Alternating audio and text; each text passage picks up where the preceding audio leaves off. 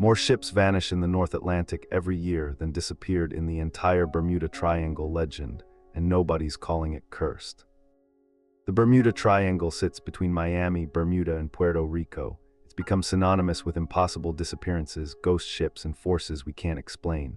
But here's what we're going to do tonight. We're going to walk through the actual cases, the numbers, and the science. And by the end, you're going to see why the myth survived so long, even though it shouldn't have. Exhibit 1, the USS Cyclops, March 1918. A 542-foot Navy cargo ship left Barbados with a crew of 309. It never arrived in Baltimore. The ship gone, no wreckage, no distress signal. For decades, this became the poster child for triangle disappearances. Mysterious, unexplainable, except.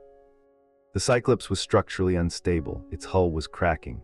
It was overloaded with manganese ore heavy cargo that shifted in rough seas. The ship was also sailing during wartime in waters where German U-boats were actively hunting.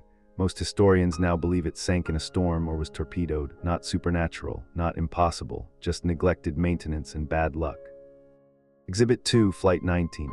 December 5, 1945. 5 Navy bombers left Fort Lauderdale for a routine training mission. The flight leader, Lieutenant Charles Taylor, reported his instruments were malfunctioning. He couldn't find his way back. The planes never returned. 31 people vanished. This one sits at the heart of every triangle documentary. But here's what the legend leaves out. Taylor had a history of getting lost. He'd been reassigned before for navigation errors. On that day, he was flying in overcast conditions. His compass was faulty, he knew it, and he made a critical decision. Instead of turning back to Florida, he flew northeast, thinking he was flying southwest. He was flying away from land, deeper into the Atlantic. The planes ran out of fuel somewhere over open ocean. A rescue aircraft was also dispatched, and it crashed too, likely from the same bad weather. Not aliens, not a magnetic anomaly, not the lost city of Atlantis pulling planes from the sky. Just human error, mechanical failure, and the Atlantic Ocean doing what it does. Exhibit 3, the statistics themselves. This is where the myth collapses completely.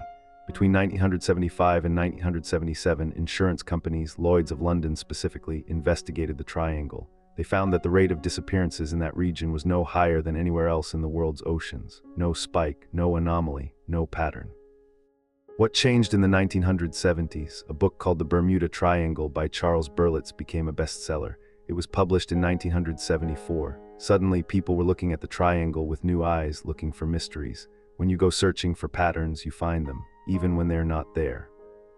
But some cases in the triangle are genuinely strange. That's worth saying. The disappearance of Flight 19 still raises questions about communication protocols and training standards. The USS Cyclops sinking was never officially explained. These aren't mysteries because of the triangle. They're mysteries because of gaps in the evidence. What about the methane hypothesis? Researchers have proposed that massive underwater methane eruptions could reduce water density, causing ships to sink rapidly. It's theoretically possible. It's also never been directly observed in the triangle. It remains speculation, educated speculation, but speculation nonetheless. The Gulf Stream flows through the triangle at speeds up to 5 miles per hour. It's warm, it's powerful, it can erase wreckage quickly. Bad weather in that region is intense and sudden. Hurricanes form faster, squalls appear without warning. These are real dangers, environmental, measurable, explicable, not magical. So where does the legend come from? Why does it persist? Because mystery sells, because we want the world to be stranger than it is. Because a ship sinking in a storm is tragic, but a ship vanishing in a cursed zone is fascinating. We're drawn to the unexplained. We're drawn to danger we can't quantify. Ask yourself, if the Bermuda Triangle had never been named, if no book had connected the dots, would we care about these individual cases? We'd still be curious. We'd still want answers. But we wouldn't be looking for them through a supernatural lens. We'd be looking at them as what they are: maritime accidents, navigation errors, mechanical failures, and the ocean's indifference to human life. The real story of the Bermuda Triangle isn't about supernatural forces. It's about how we construct narratives around incomplete information. It's about how a catchy name and a few high-profile disappearances can reshape how we see an entire region. It's about the power of myth to override evidence. Flight 19 still disappeared, the Cyclops still sank, those crews still died, and we still don't have all the answers. But the absence of an answer isn't proof of the supernatural, it's just absence. And learning to sit with that, to accept that some things remain unknown without being unknowable, is maybe the real wisdom here.